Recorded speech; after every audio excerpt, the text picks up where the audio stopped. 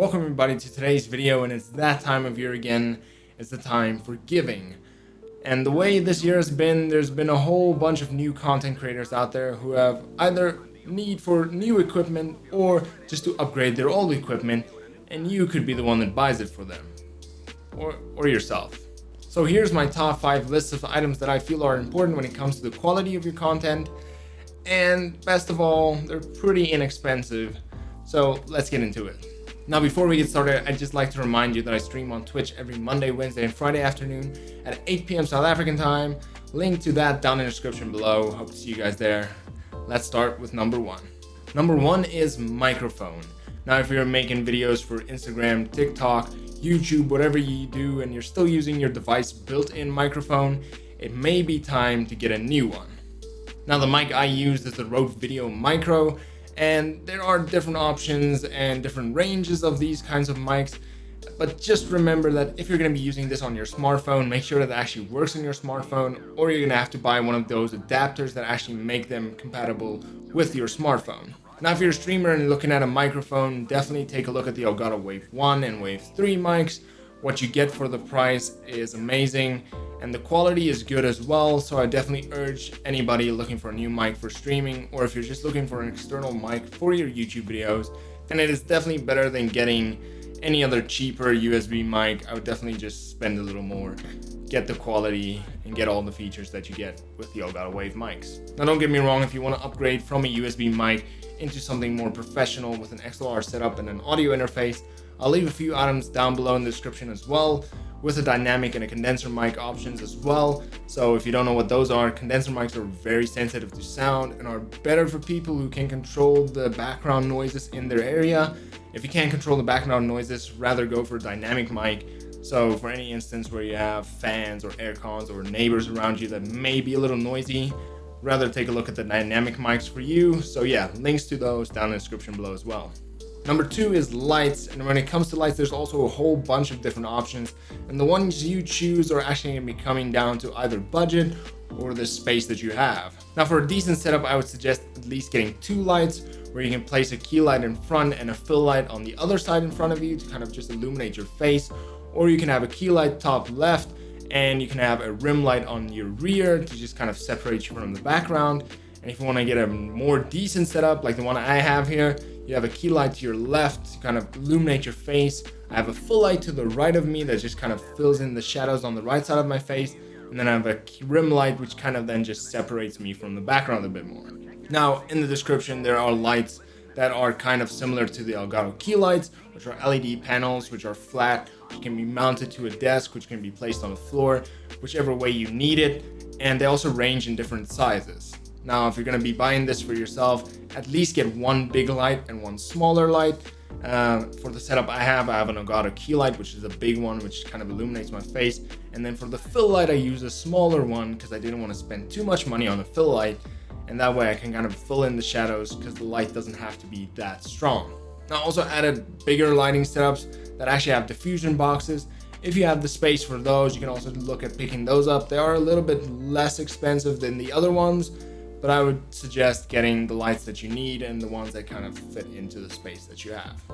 Now number 3 is acoustic panels, and even though these cheaper acoustic panels do not work as good as the more professional acoustic panels, if you buy these in packs of 48 or more, they still actually do a really good job. Now if you really want to successfully remove the echoes from your videos or your live streams, what you would kind of want to do is have no empty adjacent walls. Now remember, the floor and the ceiling are also adjacent walls, so if you're not going to be placing acoustic panels on your ceiling, just remember to place down some carpet on the ground that you don't have the sound bouncing between the floor and the ceiling. Now these panels do come in different sizes, different shapes, different looks, different colors, so I would definitely suggest getting different shapes, different colors, and kind of using them and incorporating them in a way to kind of help you make a good looking room while still removing the echo from your room. That way it has dual purpose. One is for design and aesthetics. It makes your room look good. You can kind of get the ones that fit with your style and your look of your brand. That way it's not just removing the echo, and it's also not these ugly panels that you have in the background. Now another good option is for people who have a window is an acoustic blanket. Now what an acoustic blanket is, it's a thick blanket that also helps with acoustic dampening, and you can use it to cover up your windows. So if you have a window with a lot of natural light coming in and you want to kind of block that off, you can use it as a blackout curtain, as well as have the effect of dampening the echo in your room, which can have a dual purpose. Or if you just want to put the blanket down wherever you are, so use it as a carpet when you're making videos, or if you're live streaming, you can also use that. So that's definitely one you can look at, and it's fairly inexpensive as well if you kind of shop around. Now number 4 isn't hardware, but rather software. And this is another thing that a lot of new creators struggle out with, as they don't really know what to use, so they either just settle for Adobe products or for Paint. Now if you want to use Adobe, there's no problem with that. That's the programs I use, and I just love the amount of programs I have access to, as well as how easy it is to use all of the Adobe programs, as it's kind of quicker to learn than most other programs that I have used. So if you want to use Adobe, I'll leave a link down below for Adobe products as well. Don't worry. Now for anybody else who don't want to use Adobe programs, I would definitely suggest Affinity Photo and Affinity Designer. As with those two products, you kind of have a Photoshop alternative, a Lightroom alternative, and an Adobe Illustrator alternative all in one. And the best of all is it's fairly inexpensive, as well as it's a once-off purchase. So you buy it once, you have it forever.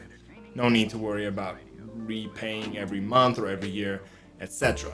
Now the Affinity Suite is really good, and you can make a whole bunch of different things with it. You can edit photos, you can make vectors, you can make illustrations, you can make different designs for your streams, and it can all be done within 2 programs instead of having to get 3 programs. And as I said before, it's a once-off purchase, you don't have to keep paying for it. Now another little tip for you is the Affinity Suite does go on special regularly. So if you don't want to pay full price, which is $50 right now, you can wait a little. They usually go on sale about 2 or 3 times a year. So if you don't want to pay the $50, just wait a little until it goes on sale and then just pick up those items for you. Now for the people who are looking for a video editor, DaVinci Resolve is a good video editor, and it's completely free. And for whatever you're going to use it for, normal YouTube videos, Instagram, TikTok, whatever videos you make, DaVinci Resolve is more than enough for all of those needs. Another little bonus that most people don't know about DaVinci Resolve is it also have motion graphics in it as well. So you can make starting soon screens, you can make intro videos for your clips, you can make animated webcam borders, anything that you want that you would have made in After Effects, you can make in DaVinci Resolve. It is node based, so it's not just drag and drop. It's a little more complex, but there's a lot of YouTube videos out there on how to do that. And for the price of absolutely free, you get a video editor as well as a motion graphic designer. Now, once again, for those people who want to pay for software, Adobe Premiere Pro is excellent. It's easy to learn, it's great to use. Of course, that comes at a price. And for people using Apple products, you can get Final Cut Pro. It is pretty expensive, but once again, once-off purchase, and they also go on sale every now and then. So if you want to buy that, those are 2 great options. And lastly, number 5 is decorations. Now this can be anything from LED lights to Funko Pops to posters or anything else that you can find to help make your room look a little bit more interesting and pretty to look at for people, that you can either place in the background or in the foreground of your videos or live streams. Now for this, you can either look at things that you find interesting or that you like, as this can create kind of a topic for people to start talking to you about, or it could be a way for people to connect with you on similar likes or interests. Now more great options are RGB floodlights to kind of just splash color on your wall, or RGB strip lights like the LifeX beams or nano leaves, shelves with plants, or even just normal lamps with some tungsten bulbs to help create more of a modern, sophisticated feel if that is what your videos or live streams are about. Now I've left some links for some things in the description below. Take a look at those, find that and use that as inspiration more than anything else. Rather go and see what you like, what you're interested in, and if any of these items are something that you're interested in, pick it up. But yeah, definitely take a look at what you like, what you need, and kind of base your design off of that. Now before we end this video, I'd just like to add some honorable mentions before we end this. Things that are great, but are kind of always part of a generic list. Now these include an Elgato Stream Deck, a webcam or camera depending on your budget, a second or even a third monitor, some hard drives for mass storage for all of your videos, a new mouse, a new keyboard. Just make sure that it's something that they want, because these are also very personal items, or even a mouse pad. Now another thing to consider is some emotes, sub badges, stream redesign, a YouTube intro, anything like that as well, because these are also things that people kind of neglect, and that is kind of the styling of their brand and their image. Now you definitely don't have to take this list as the be all end all of what gifts to buy for someone, as this is kind of the things that I feel are very important that people kind of don't want to spend money on, or usually don't know what to spend on next. And with this list, you can take a look at the list items, see what people need or see what you need, and hopefully improve the quality of your content. And that is it for today's video. If you guys enjoyed it, if you guys liked it, please leave a like, subscribe.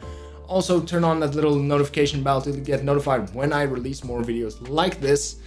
And also leave it down in the comment section below. Do you guys like the new camera and the new setup? And as always, if you guys have any questions, you're more than welcome to leave it down in the comment section below. Or you guys can join me over on Twitch, where I stream every Monday, Wednesday, and Friday afternoon. Link to that down in the description below as well. Also follow me on all my socials. Links for everything down there as well. And until next time, guys, cheers.